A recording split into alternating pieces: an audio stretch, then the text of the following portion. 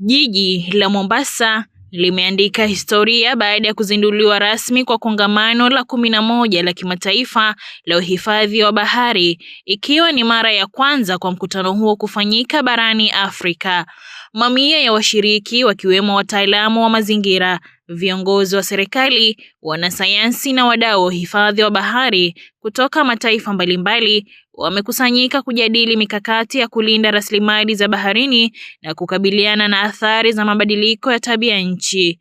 Akizungumza katika uzinduzi wa kongamano hilo, katibu mkuu wa zamani wa 68 wa Marekani na mwanzilishi wa kongamano hilo, John Kerry, amesema maelfu ya tani za taka huendelea kutupwa baharini kila mwaka, hali inayohatarisha maisha ya viumbe wa baharini, kuathiri sekta ya uvuvi na kuhujumu uchumi wa jamii zinazotegemea bahari. Also care because millions of tons of that plastic is trapped in various parts of the ocean where it has no way to get out unless we take it out. The climate crisis is not only warming the ocean, it's changing its own chemistry more than it has been changed in millions of years. Naye Rais wa Kenya William Ruto ametoa wito kwa jumuiya ya kimataifa kuunga mkono juhudi za Kenya za kulinda angalau 30% ya maeneo ya bahari ifikapo mwaka 2030.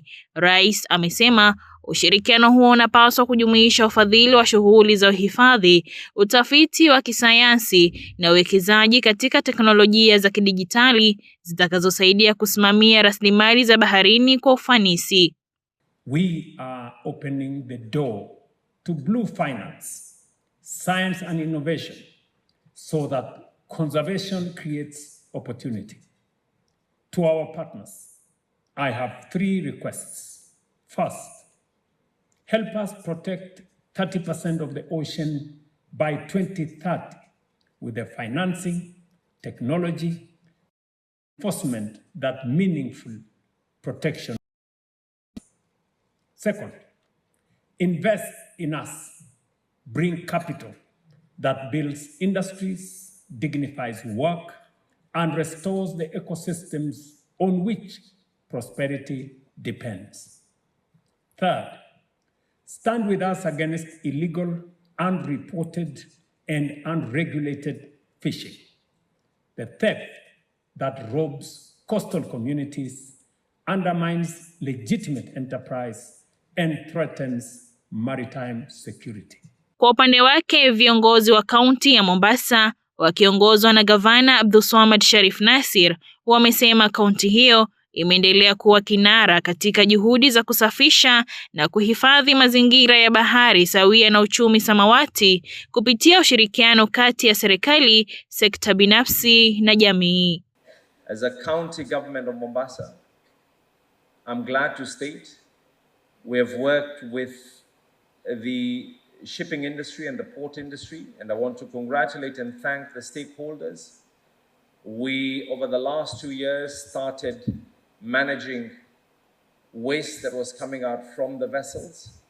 As we speak right now, whether it was by coincidence, definitely not by design, but this week we're embarking on a very, very ambitious program to come up with waste segregation and recycling within the county of Mombasa, something that is definitely going to be reducing the waste that trickles down all the way to our oceans. We are working on handling hazardous waste so that we do not kill something that is to be enjoyed by the future generations. We're currently working on financing our beach management units and our fisher folk so that they can be able to do further and way more. Under the leadership of His Excellency President William Samoei Ruto, Kenya has prioritized the blue economy as a key driver within its bottom-up economic transformation agenda. Farida Ali nikiripotia runinga ya Aswirat, Mombasa.